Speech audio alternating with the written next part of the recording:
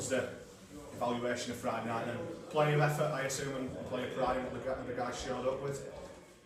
Yeah, the effort was very good for 80 minutes. Just got to try and turn that effort into some points now. We defended pretty well on Friday night, all through quite a lot at us. It's just what we did with the ball that were disappointing, but we've tried to work on that this week in training. We'll hopefully see the benefits of the hard work they've been putting in. Have you been pleased with what you've seen from the boys during your first full week out on the training field? Yeah, I am. Yeah, they're all keen, willing to learn, very professional, and good group of lads. They're working hard for each other. You mentioned when you came in that sort of a big squad, 31 players. Will that work to your advantage at a time like this? Easter, was it 4 games in 2 weeks or something ridiculous like that? Yeah, there's not many teams that will be able to rotate over Easter with the injuries that certain teams have got. We're happy with the depth of the squad. And, we're looking pretty healthy at the minute. There's only obviously Bill Tupou and Scott Anderson to come back. But we're hopeful, in the next home game against Salford, that them 2 guys will be available. Big game in it this weekend, 2 teams at the bottom. It's a good chance to get some points and get surged up the table. Yeah, it is. And looking at the Huddersfield squad, you wouldn't have said that at the start of the season, especially the pre-season they had. So it's we're looking forward to it. We get to play. It's been a long time since we've had a home game down here, and Good Fridays are generally well supported events. So we're hopefully confident the crowd will get behind us, and we're confident we can get a win. How much are you looking forward to walking out here for the first time as coach? Yeah, it'll be a very, very proud day for myself. It's a great stadium. I used to love playing here as a kid, and a lot of memories watching some great Wakefield teams down here. I'm looking forward to it. But it's more about the players, and looking forward to seeing the players perform out on the field tomorrow night. You just touched on Huddersfield and their squad. I mean, it'd be a case of certainly not underestimating them. They're littered with internationals and world-class players, aren't they? Yeah, and I think they've got a few bodies back this week. Craig Uby's back. His first game for a long time. I know they lost Joe Wardle, but there's a lot of quality there. A lot of quality, a lot of strike. So defensively, we need to be very good this week. It's what we do without the ball this week. We'll go a long way to gain the points. How do you approach Easter as a coach? I know it's your first full week in charge here, but sort of last year when you were at Rovers and things like that, do you do it any differently to any other sort of game week? Do you have to do it differently? You try and keep them fresh. You try and keep them fresh going into Easter. We've had pretty short, sharp sessions this week. Monday, Tuesday. The guys had a Wednesday off and a quick team run today, about 25-30 minutes. So it's all about keeping the guys fresh, keeping them energised, and then after the game it's important that we recover them well, so they'll recover straight away. We'll give them a day off after we'll give them the Saturday off, and they'll be in Sunday morning, Easter Sunday, and then we'll assess the squad straight after the game Friday, because obviously with the 19-man squad's got to be handed in on Saturday. Your preparation does change leading into these Easter periods, but we're just looking forward to the game. It's the first time we've been at home for a number of weeks now, and we seem to have got some smiles back on faces, and the guys are really buzzing. How's the player hunt going? You mentioned last week you were on the come for a little bit of holiday. Yeah, good.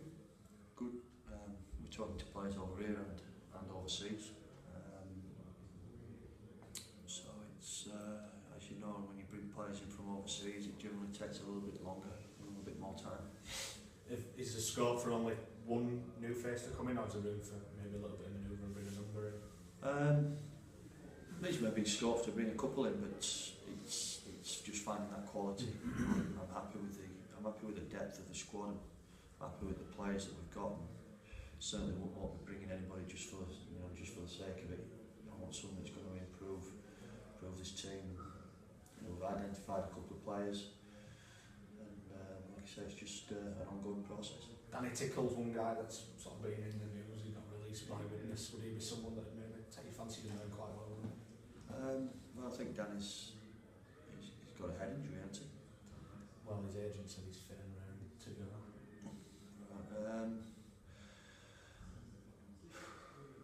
Probably not. Probably not. It's a massive, it's a massive risk. Dan Tickle's been a fantastic player for a number of years. It's you just got to be very, very careful with head injuries. I think we've got a young kid, young Morris, that's not played this year through a number of concussions. So I've read that he was available. I'm sure there'll be a few clubs interested in him, especially the guys that are struggling for injuries. But just got to be very, very careful. Chris, obviously first full week in training, have you seen any areas that you feel the team can improve on, or what do you think is good? Well, I said after the game that we need to bring a little bit more structure with the ball. I think we've worked on that, certainly Monday and Tuesday. We've given some strict guidelines on where we need to head on the field. So we've done a lot of stuff with the ball. We've worried about ourselves. We're not going to worry too much about Huddersfield. It's what we do that I'm most concerned about. And after Friday's game, it's what we did with the ball that probably let us down a little bit. Is it always quite a tough period to handle, this Easter period, 2 games in obviously space of a couple of days? It is when you've got a small squad. We're just very lucky that we've got a large squad and 28, 29 fit players. And I guess on the other side of that, for you coming in as a new coach, it gives you a chance to maybe throw a few paces in and sort of see the full squad in action and see who you're liking. Yeah, I've just tried to give him some direction, give him some structure. There's some smart players out there, Liam Finn and Milky, both smart half-backs in their own right. But we tried to give these middles a little bit more structure. The middle guys don't tend to be the smartest of rugby league players, so it's important that we let them know where they need to be and what their role is within the team. We've worked on that on Monday and Tuesday. A nice little session this morning as well. How do you sort of handle preparation for these? Do you just look at Huddersfield and then wait till after the games? Yeah, listen, there's nothing much we can do after the Huddersfield game. We won't be able to change the way. We certainly won't be able to change the way that we play against Leeds. It's about just fine tuning and just finding little gains, and that's what we'll try and do. That's what we're trying to do over this Easter period. I know being a local lad, you must relish a challenge there, playing 2 derbies in the space of a couple of days. Yeah. It's a nice feeling. They're generally very well supported games. The Good Friday and Easter Monday games, two local derbies, and I'm sure the fans will flock in the numbers to both here and Headingley. We're certainly looking forward to it, and hopefully I'm sure the supporters will be as well. Cool.